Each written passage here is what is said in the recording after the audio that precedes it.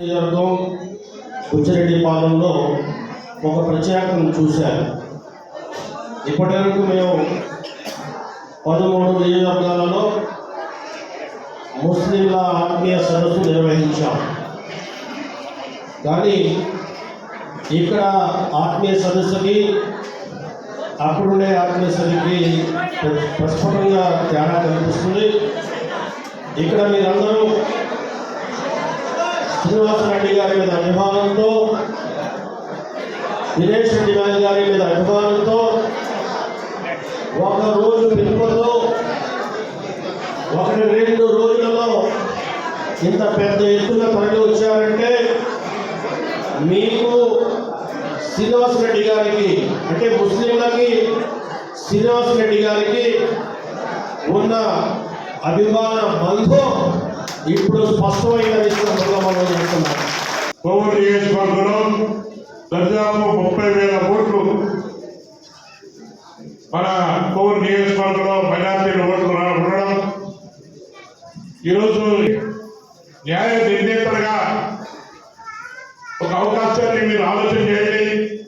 ఈ రాష్ట్ర పరిస్థితులు ఏం జరిగాయి, జగన్మోహన్ రెడ్డి ఏ విధంగా ఆంధ్రప్రదేశ్ రాష్ట్ర తెలుగు జాతిని సర్వనాశనం చేసినటువంటి పరిస్థితులని మీ ముందుంచేటువంటి ప్రయత్నం చేస్తారు పెద్దలందరూ కూడా.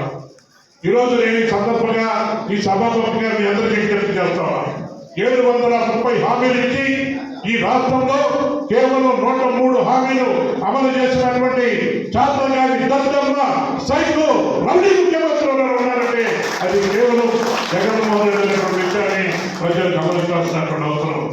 ఈరోజు చూసినట్లయితే ఏ విధంగా రాష్ట్రంలో ఉన్నటువంటి పరిస్థితి, మైనార్టీల హక్కుల కోసం, మైనార్టీలకు ఇచ్చేటువంటి అవకాశాల కోసం అనేక విధాలుగా మరి తెలుగుదేశం ప్రభుత్వంలో ఆనాడు ఒక విజయం ఉన్నటువంటి నాయకుడు నారా చంద్రబాబు నాయుడు గారు ఒక విజయంతో ఆర్థికంగా, సామాజికంగా, విద్యాపరంగా వెనకబడినటువంటి మైనార్టీ జాతిని ఆదుకునే దానికోసం అనేకమైనటువంటి పథకాలు తీసుకొచ్చి మైనార్టీల సంక్షేమం కోసం, మంచి మైనార్టీల అభివృద్ధి కోసం, మైనార్టీ బిడ్డల్ని ముందుకు తీసుకెళ్లడానికి కోసం అనేక విధాలుగా సహకరించినటువంటి విషయాన్ని కూడా గమనించబడిన సందర్భంలో మీ అందరికీ మనం చేస్తా ఉన్నాం.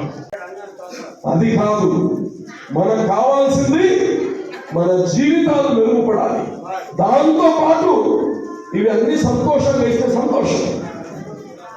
ఈరోజు మీ అందరికీ తెలియచేస్తున్నా, చంద్రబాబు మన బిడ్డలకి వృత్తి నైపుణ్యం కలిగిస్తాడు, ఉద్యోగ హామీ ఇస్తాడు, అలాగనే పేదవాళ్ళకి పండగని చేయిస్తాడు.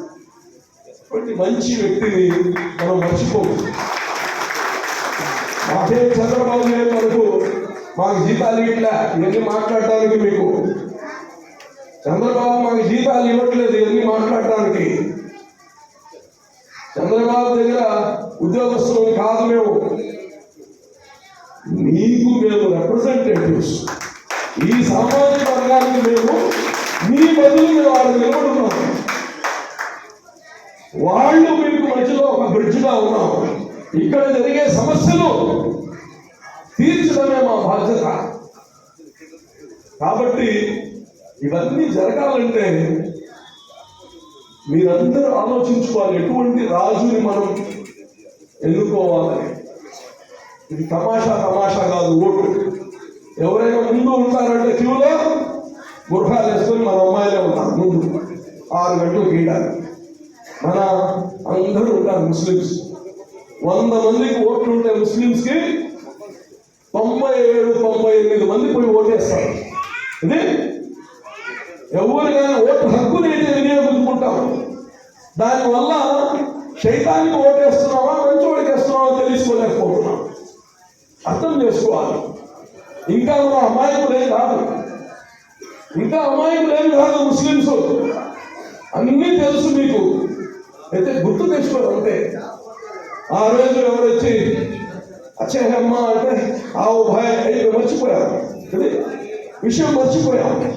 మీరు ఓటేసేది మీ బిడ్డల భవిష్యత్తు అనేది గుర్తుపెట్టుకోండి, మీ బిడ్డల జీవితం అనేది గుర్తుపెట్టుకోండి. నేను ఎక్కువ చెప్పదలుచుకోవట్లేదు. ఒకటి, ఏ సమస్యకైనా కమ్యూనిటీ ఇష్యూస్ ఉన్నా పోలంరెడ్డి దినేష్ ఉన్నాడు, శ్రీనివాస్ రెడ్డి గారు ఉన్నారు. వీళ్ళ చేయలేని పని అంటూ ఏమి ఉండదు. ఒకవేళ అటువంటి పరిస్థితులు ఉంటే మేము ఎప్పుడు ఉంటాం మీకు నెల్లూరు నగరంలో. ఇక్కడ ఒక గోవులోనే కాదు, జిల్లాలో ఎక్కడ సమస్య వచ్చినా 24 గంటలు మేము ఉంటాం, మిమ్మల్ని కాపాడుకుంటాం. అటువంటి ఏమి మీరు సంకోచించాల్సిన అవసరం లేదు. ఎవరైనా మీకు బెదిరింపులు చేస్తే మాకు చెప్పండి, మీ పైన కేసు పెడతాం, మీరు తెలుగుదేశంలో ఉండకూడదు ఇటువంటి చెప్తే మాకు చెప్పండి. ఈ బెదిరింపులకి బెదిరిపోవాల్సిన అవసరం లేదు. అయిపోయింది, పోలీసులు అన్నీ అయిపోయాయి, అందరికి తెలిసిపోయింది. ఇంకో 2 నెలలు పోతే ప్రభుత్వం మారిపోద్ది. ఉన్నట్లాగా ఇప్పుడు దినేష్ ని బెదిరించమని చెప్పు. ఒక 4 నెలల ముందు దినేష్ ని బెదిరిస్తా ఉన్నారు, మీరు అక్కడ పోకూడదు ఇక్కడ పోకూడదు చెప్పండి.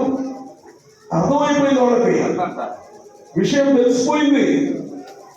అందరూ వాళ్ళ వైఖరి మార్చుకుంటున్నారు. ఎవరు భయపడాల్సిన అవసరం లేదు. మళ్ళా చెప్తున్నా, చంద్రబాబు ముఖ్యమంత్రి చేయడానికి కాదు మీరు ఓట్లు వేయాల్సింది. మీ బిడ్డలు భవిష్యత్తు బాగుపడాలంటే చంద్రబాబు నాయుడు కావాలి.